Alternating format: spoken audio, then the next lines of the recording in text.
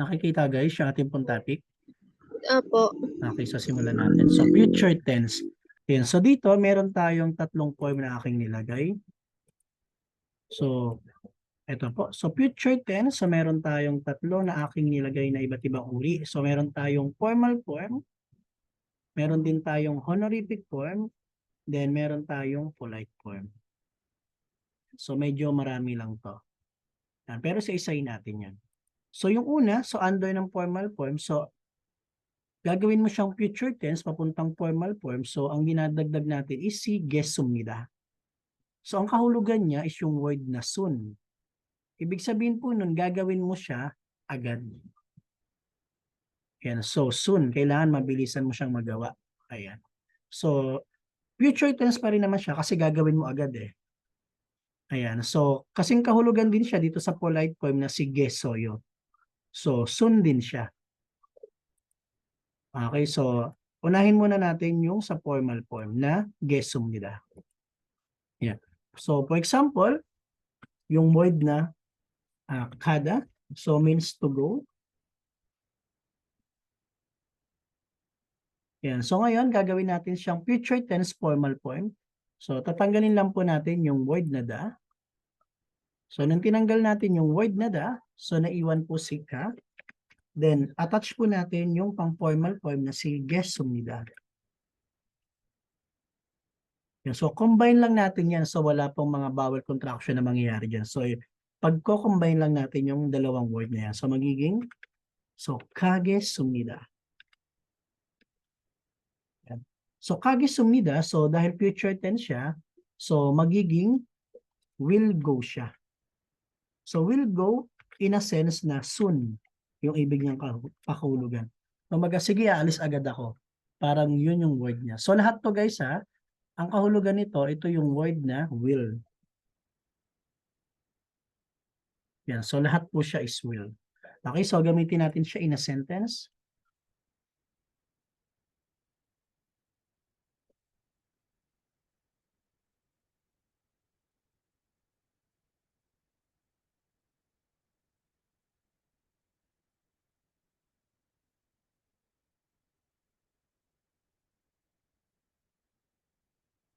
Ayan, okay. So pakibasa nga po nito, Ma'am Berna.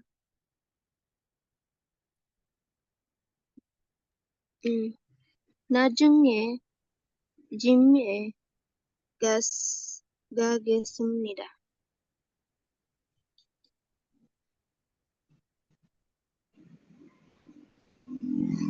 Okay, so 나중에 집에 가겠습니다.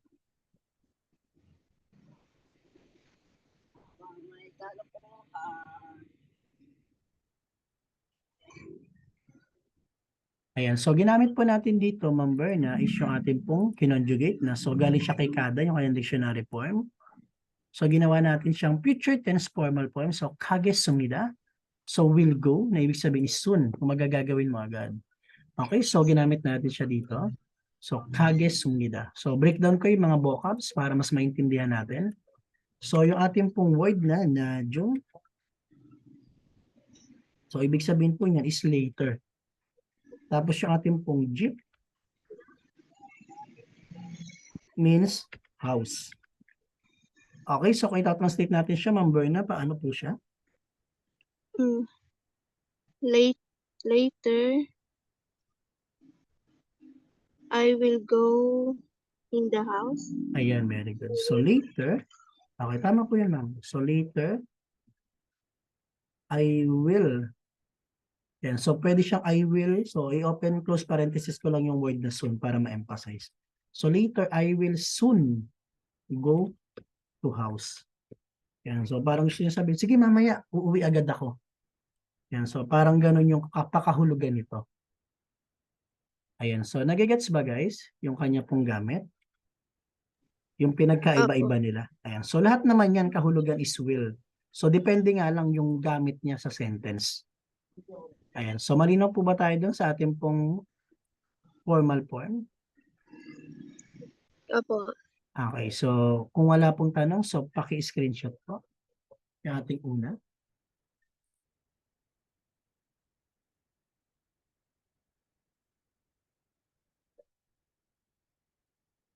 Pakisabi lang po kung tapos na, ha? Kung na-screenshot na. Okay na, guys? Okay na, sir. Okay, so burahin ko na po. So ito lang naman yung exercise, sorry. Nadadamay pa ko. Which?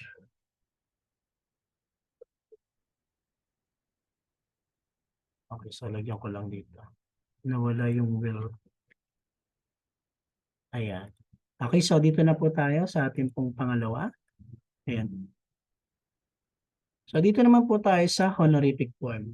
So meron tayong dalawa dito. So meron tayong ul comnida. So ginagamit po kapag yung ating pong verb is consonant ending. Then ginagamit naman po natin si el comnida kapag vowel ending. So honorific form po siya. Yan. So ito naman is gagawin mo siya in the future. Ibig sabihin, kumbaga, tawag dito sa Tagalog, in the future siya, kumbaga parang pangarap mo pa lang, pangarap mong gawin. Ayan. Kumbaga, long term, kumbaga nangangarap ka na sa ganitong panahon, nakakapunta rin ako dyan. Yan, so parang ganun siya. Kaya lang, in a honorific form. Okay, so for example, yan, so yung word na,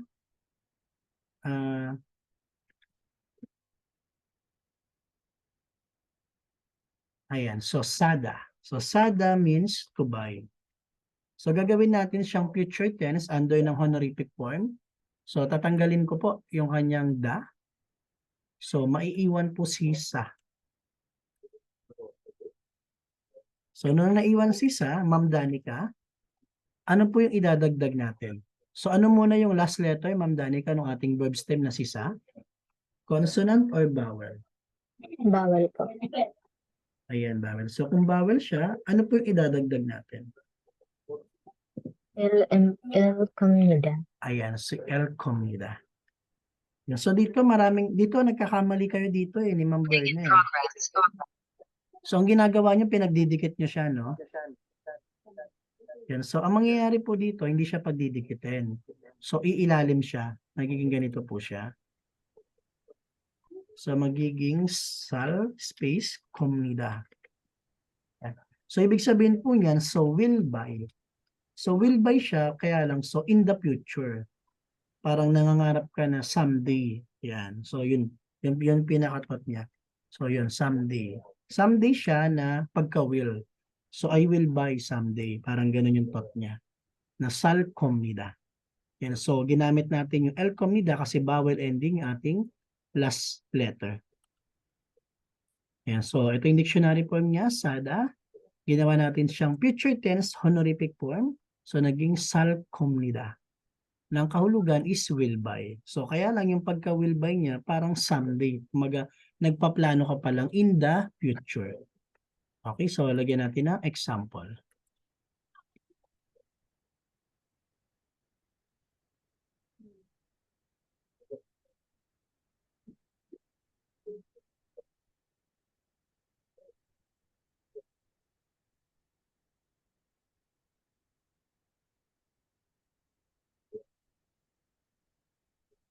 Ayan, okay. So pakibasa nga po nito, Ma'am Danica.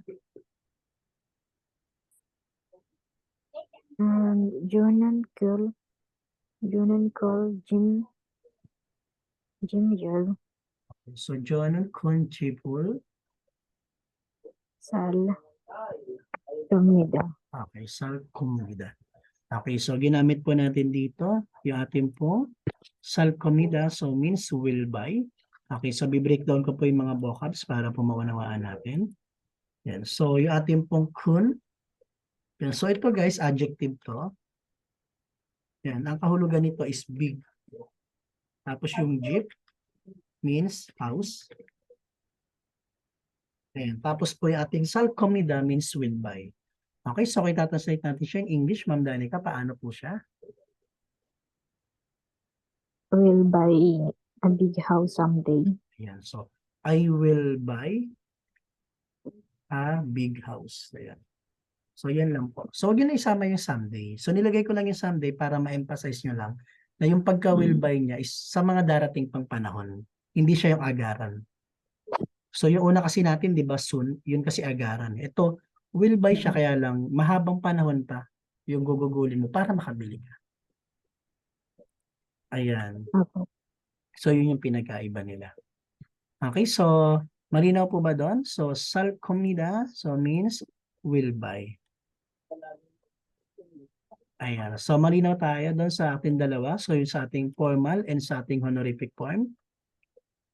Opo, So sir. walang tanong ha. Opo. So pag may tanong ha, wag pong mahihiya. Okay, so kung okay na po, paki-screenshot na po siya.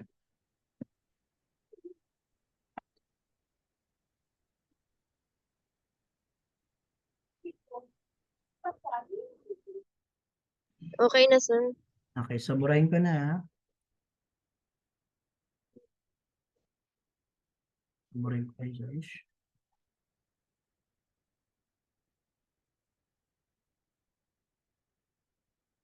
Okay, so ngayon dito na tayo sa polite form. Yan, so itong polite form naman po na to. Yan, so ito yung ating pong gesso yun, no? So polite form siya. So kahulugan niya is sundin. Pares lang din siya ni gessong nila. Ayan. Okay, so apply natin. Ayan. So yung for example dun sa ating pong word na so kongbu hada. Yan, so kongbu hada, yan ibig sabihin po niyan is study. So ngayon gagawin natin siyang polite form na future tense. Yan, so tanggalin lang po natin yung word na da. Then combine na natin using gessoyo. Yan, so kongbuha plus gessoyo. Yan, so combine natin sa magiging kongbuha gessoyo. Yan, so kongbuha gessoyo so means will study. So kaya lang yung pagka will study niya base dun sa ating topic. So soon, kumaga mamaya mag-aaral agad siya. Okay, so ayan po, yung ating pong topic. Okay, so from the word kongbuhada, ginawa natin siyang polite form na kongbuhages soyo na will study. Okay, so gamitin po natin siya in a sentence.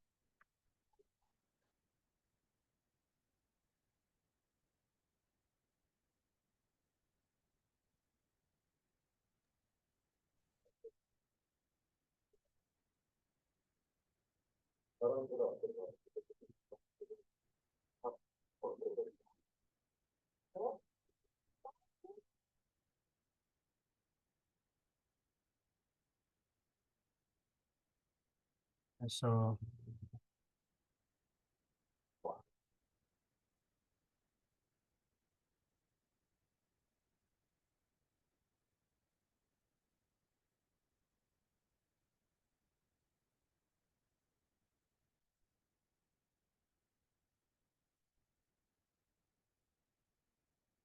ayan, okay. So, pakibasa nga po, Ma'am Berna. Medyo mahaba lang yung ginawa ko sentence. Neil si Shihum Esoyo Guriso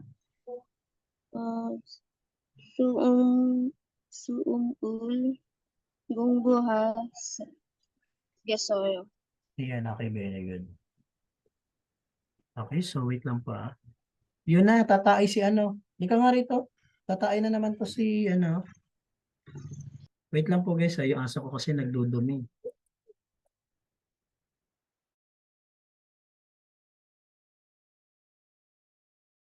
And so, yung aking alaga guys, nagkakalat eh. Okay, so start na po tayo. So, thank you po sa pagbasa, Ma'am Berna. So, basahin ko po ulit. So, Neirun, Shihomi is soyo, Koreso, Sobul Kumbuhage soyo. Ayan. So, yung ating pong topic na o yung ating kinonjugate na word na Kumbuhage soyo, so means will study. Okay, so bibreakdown ko po yung mga vocabs para matranslate po ni Ma'am Berna. Yan. So, yung ating pong Neil means tomorrow. Then yung ating pong Shihom means exam. Then yung ating pong isoyo, so galing po siya kay ita, nang ibig sabihin is to have or meron sa Tagalog. Then yung ating pong kuriso, yun. So si kuriso po, isa po siyang conjunction ng ibig sabihin is so that. Then yung ating pong suot means lesson. Okay, so kung ano pa? Ang haba ba, Ma'am Berna? Ayan. So, kaya mo yan, Ma'am Berna. So, binirake-down ko na naman. Nilabas ko na yung mga vocabs. Okay, so try nga natin, Ma'am Berna. Translate nga po natin. Sige, sir, wait lang po. I-ano ko lang. Kaya mo yan, Ma'am. So, ganyan na kasi pagdating sa exam eh. Ganyan nakahaba. Mas mahaba pa nga, syempre may paragraph.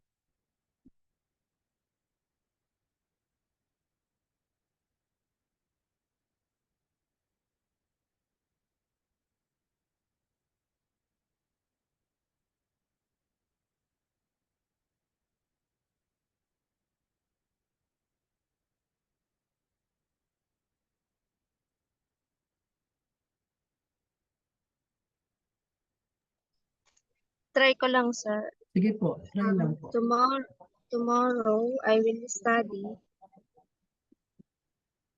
Ayan, Tomorrow I tomorrow. will study the lesson.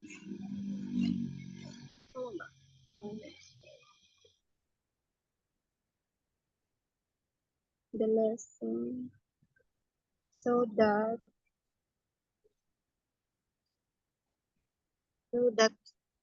to have exam. Ayan, so dalawang sentence to, Mama.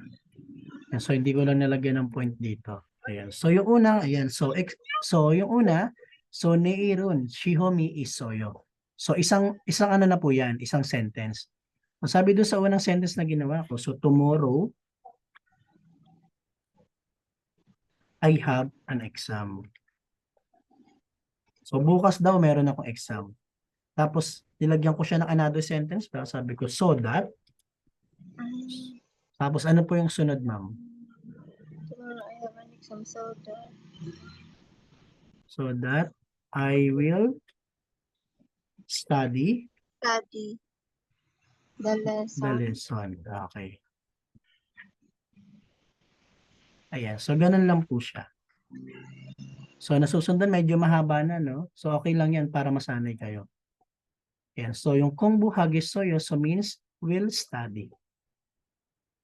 Ayan. So, soon siya, no? Ayan. So, yun po yung pinagkaiba. Okay. So, malinaw po tayo doon kay polite form na gesoyo. Opo. Okay. So, kung malinaw na po, paki-screenshot po. So, sure kayo guys, malinaw, ha? I-review na lang sa Sige, mamaya. pa-review na lang mamaya. So, reviewin nyo pa rin, ha?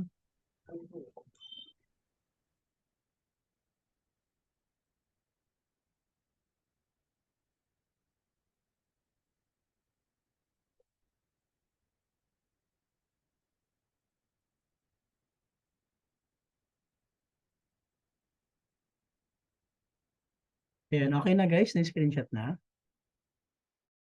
Opo.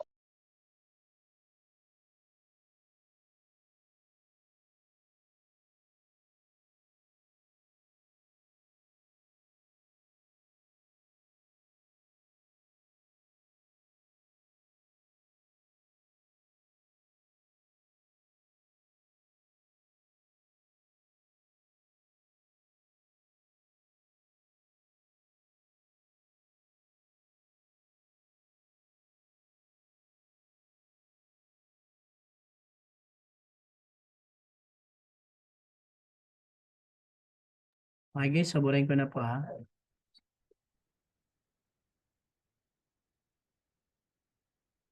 Okay, so sa lahat ng tenses, ito yung pinakamaraming conjugation o suffixes na nilalagay. Ayan, yung ating pong will. Okay, so next naman po. So dito naman po tayo sa yung pagsasabi naman po ng will pa rin siya. Kaya lang, gagawin mo siya para sa sarili mo. Ayan, so for yourself mo siya gagawin. Yan. So, meron tayong ulkoyeo kapag consonant, then elkoyeo kapag vowel ending. Okay, so for example,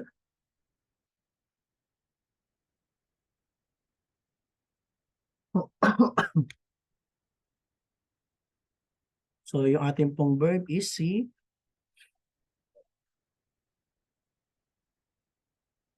So, si Peyuda. Yan. So, Peyuda means to learn.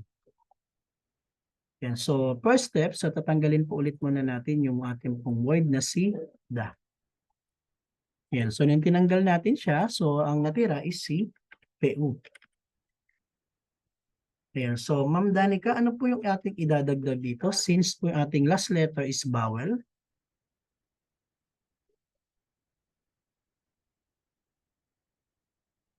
Hello po, Ma'am Danica.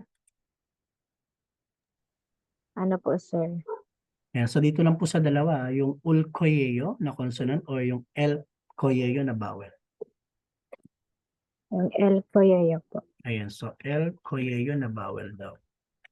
So, ayan. So, guys, tingnan nyo, lagi may mga spacing yan. So, wag kayong malilito. So, yun dun sa honorific at ito pong ating pong dinidiscuss ngayon, may spacing po talaga yan. Yan din po yung mga kailangan yung pag-aralan. Okay, so combine natin siya. So, magiging Peul. Yan, so Peul, so Peul Koyeo. So, ibig sabihin yan, so will learn. Yan, so matututo ko. So, I will learn. So, gusto mong matuto doon sa isang bagay na yon. Okay, so ito gagawin mo para sa sarili mo. Yan, so ito po, Peyuda, yung kanyang dictionary form. So, ginawa natin siyang future tense, polite form na gagawin mo siya para sa sarili mo. So, naging Peul Koyeo. Okay, so gawin natin siya in a sentence.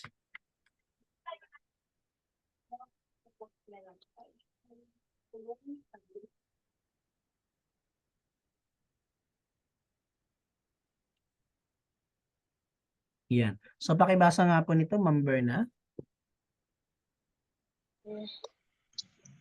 저는 한국어를 배울 거예요. Ayan. So, Jonun Hanggugurul. Peul Koyeo. Ayan. So, thank you po, Ma'am Berna. So, yung ating pong ginamit is yung ating kinonjugate na si Peul Koyeo na will learn. Okay, so breakdown ko yung mga vocabs na ating ginamit. So, yung ating pong Hangugo. Yeah, so Hangugo means Korean language din po yan. Halos magkasing kahulugan din sila ni Hanggungmal. Ayan, okay, so kung itatry natin siya i-translate, Ma'am Berna, paano po siya?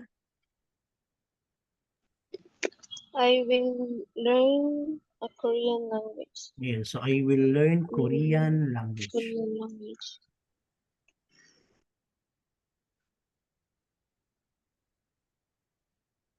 Ayan, so yun po yung kanyang gamit. Ayan, so will learn.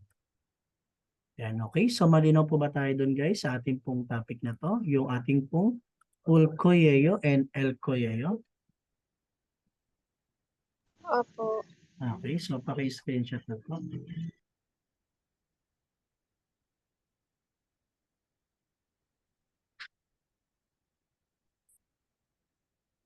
Yan, si Ma'am Danica po, tsaka si Ma'am Berna.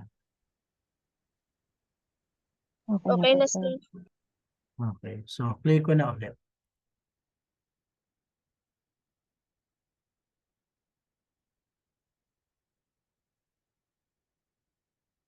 Okay, so dito naman po tayo sa ating pong next topic.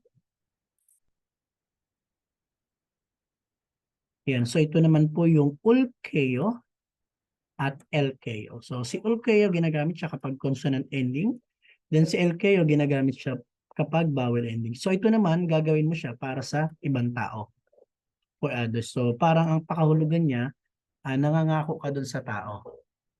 Ayan, so ganun yung kahulugan niya. Okay, so for example,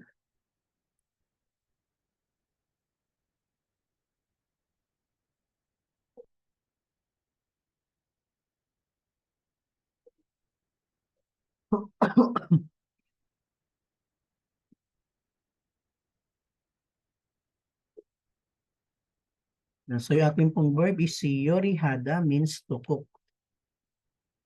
Ayan. Okay, so gagawin natin siyang future tense polite form na ang gamit natin is yung ating pong LKO at LKO. Okay, so tatanggalin lang po ulit natin yung word na da. So nung tinanggal natin siya, so naiwan po yung ating pong so yoriha. So dahil po vowel ending siya, so ano po yung idadagdag natin, Ma'am Danica?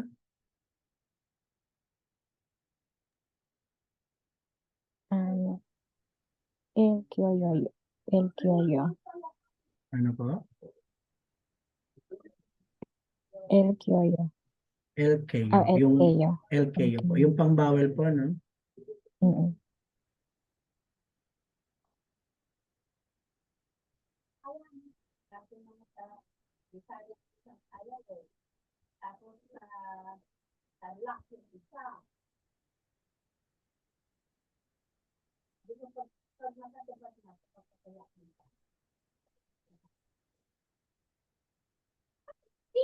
Ayan. Okay, so ngayon, pagsamahin po natin siya, so magiging Yuri Halkeo. Yan, ibig sabihin yan, so will cook. Yan, so magluluto ka, hindi para sa sarili mo, para doon sa ibang tao. Okay, so for example,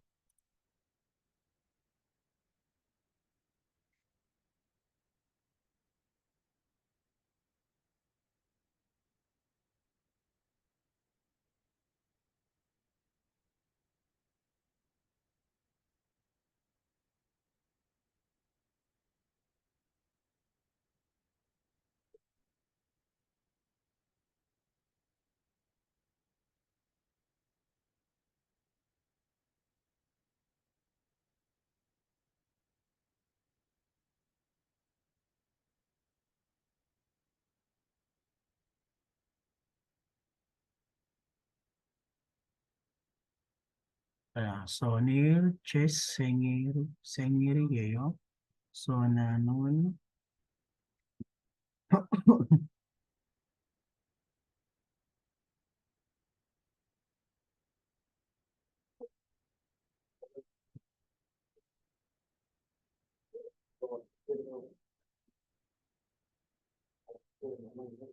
ayan, okay. So, pakibasa nga po nito, Ma'am Berna. Gaul says Jessing Ieo Nanun Kimbap Yurihal se Keyo. Keyo po. Halkeo. Okay. Okay, so Neil, Jess, Sengiri, nanon, Kimbabul, Yori, Halkeo. Okay, so breakdown natin yung mga vocals na ginamit ko. So, Yori Halkeo, so yung ating pong will cook. So, galing siya sa kanyang dictionary form na Yori Hada. Okay, so breakdown po yung aking mga ginamit na vocals. So, yung word na Neil, so yung tomorrow. Tapos po yung ating pong Je. So, Je means my. Tapos yung ating pong Sengil means birthday. Yan. Tapos yung iyeyo, so yan po yung ating be verb. So ibig sabihin yan, tomorrow, so be verb siya na ang ginamit ko siya bilang is. So Neil, Jess, Sengiri, Yeyo. So ibig sabihin po yun, tomorrow is my birthday, ganun po. Tapos yung word na, so I pa rin po yan. So second person. So tinutukoy mo na to yung sayo, sa sarili mo. Tapos yung ating kimbap, so yung kinakain po nun. Yung parang sushi. Okay, so kung itatranslate natin siya, Ma'am Berna, try po nga natin using our vocabs sa yung ating pong topic na Yori Halkeo. Tomorrow is my birthday. Okay, sir. Okay, I tama will po. cook. I will cook kimbap. Okay, very good. So, tomorrow is my birthday. So, ano na natin para magkasya? So, I will cook a kimbap. Yan. So, I will cook siya na hindi mo siya gagawin para sa sarili mo. So, gagawin mo siya dun sa kausap mo. Kasi, bukas is birthday mo. So, parang ni-invite mo siya dito na magluluto ako bukas. Yan.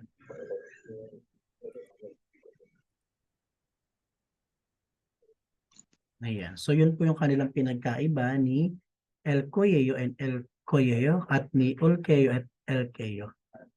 Ayan. So, malinaw tayo dito, guys. Ayan. So, kahit alin dyan, guys, basta lahat yan will. So, makita nyo man siya sa sentence or sa paragraph, yung mga yan, yung mga ending na yan. So, basta lagi nyo lang tandaan, lahat yan will. Kumbaga, future tense lahat siya. Iba-iba lang yung paggamit. Okay, so malinaw tayo dun, guys. Wala pong tanong. Opo. Okay, so paki-screenshot na po ulit.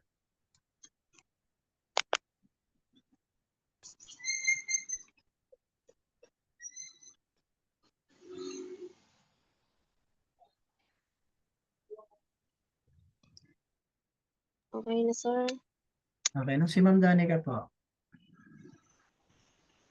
Okay na po, sir. Okay, so clear na po natin.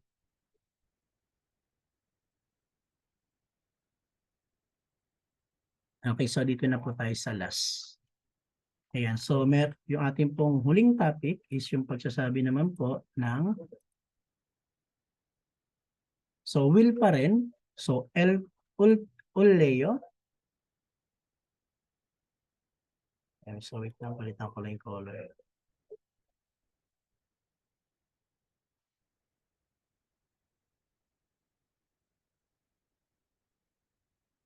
Yan, so si Ulleo kapag consonant, then si Eleo kapag vowel. So ito naman is probably.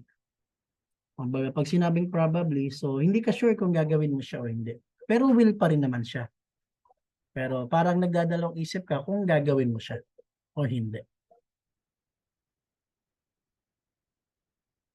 Okay, so for example, so ikada ulit, no? So means to go. Yeah, so tatanggalin mo lang ulit yung word na da. Then may iwan po yung ating ka.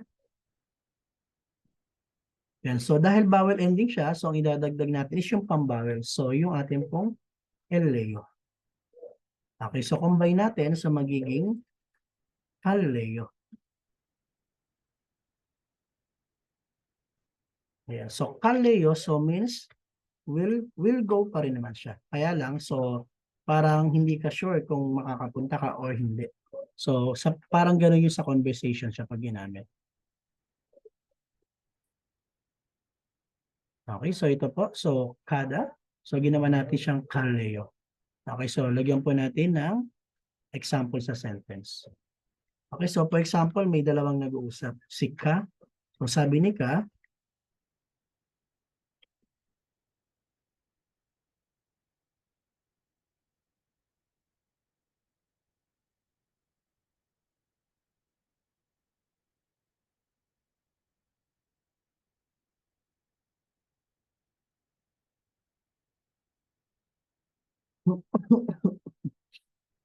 wait lang guys, inom lang po ako tubig.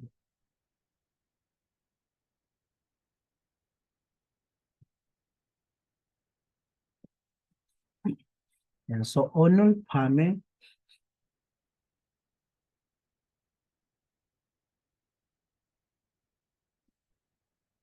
Yan, so way. Yan, so onol pame way is soyo.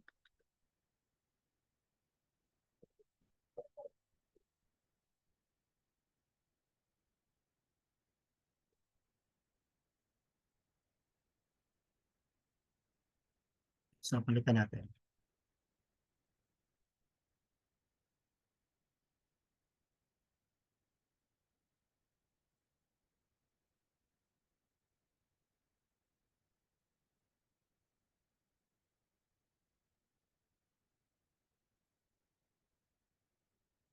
Yan, so sumagot sina.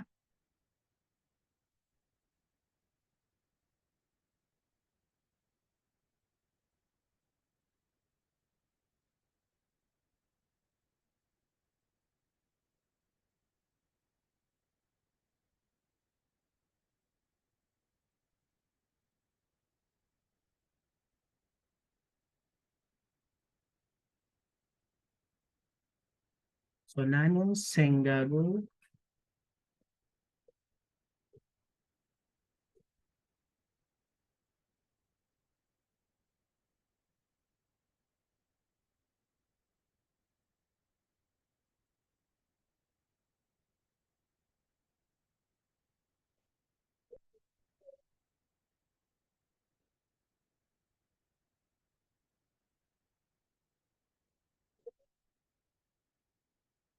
Ayan, okay. So, pakibasa nga po natin, ma'am. Yung kay Ga muna. Ayan. So, pakibasa nga po yung kay Ga, ma'am Danica.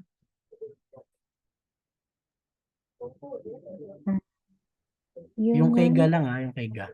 Ayan. apa. Yunun bam we oy kayo. Way kayo. Ayan. So, sabi ni Ga, so, unul pame, way kayo. Ayan. So yung ating po ano dyan, so lalagay ko yung mga vocabs dito. So yung onol, so alam nyo na yung onol means today.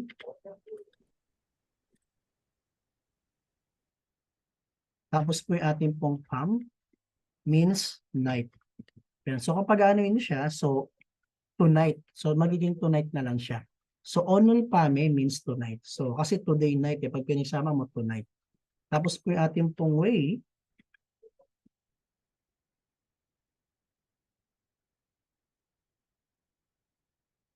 yan. So ito pong way guys, so ibig sabihin po niyan is meeting.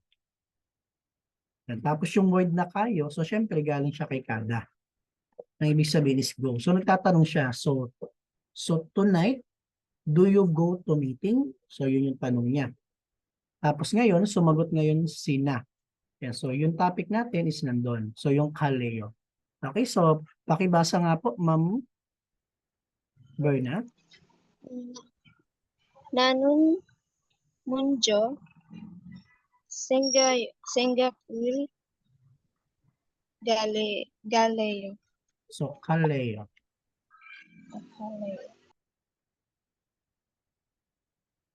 So liliitan ko lang itong font para mag-share. Wait lang.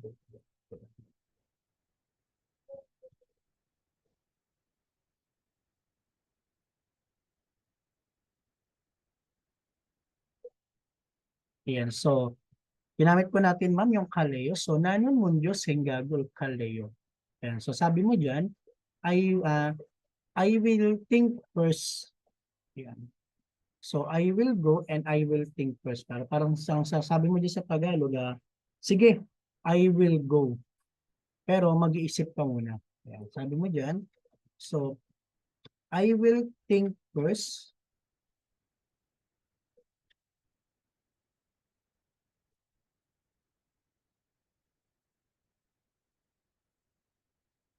Yeah. So sabi mo dyan, so I will go pero pag-iisipan mo muna. Okay, so breakdown ko yung ating pong mga ginamit na vocabs. Yeah, so dito ko na lang po ulit ilalagay sa gilid. So ibabalik ko lang sa kanyang font.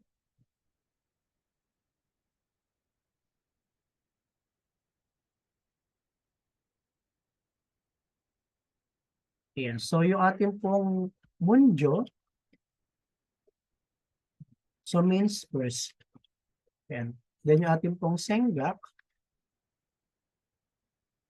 means think. Ayan. Tapos yung ating topic, so kaleo, so means will go. Ayan. So mga ganyang conversation. Okay, so malinaw po ba yung iba't ibang gamit nila? Wala pong tanong. Hello po. Opo, sir. Ayan, okay. So wala pong tanong. Okay, so kung wala pong tanong, paki-screenshot po.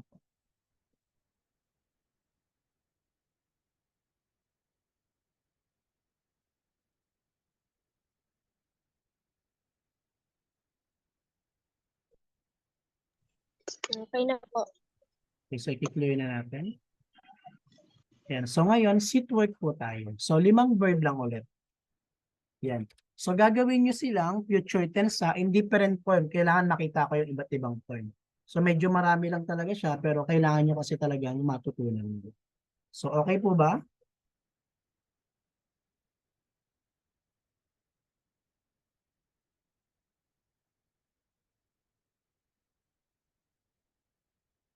Okay, so nandiyan pa po ba tayo, guys? Opo. Ayan, okay. Opo, So, sir. start na po tayo. So, medyo maulan lang. Eh. Oh God.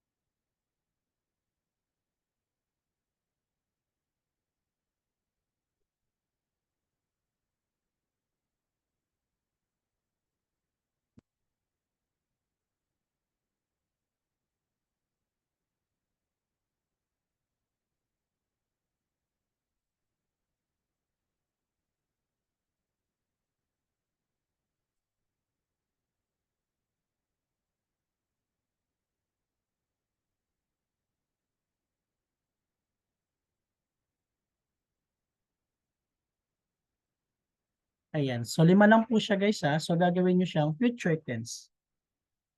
So, indifferent form. Ayan. So, kailangan nyo yung ma-master, guys. Ayan, okay. So, sagutan na po. So, pagtapos na kayo, send nyo lang po ulit sa akin. Okay, so malinaw po sa gagawin natin, guys. Wala pong tanong. Okay, so you may start na po.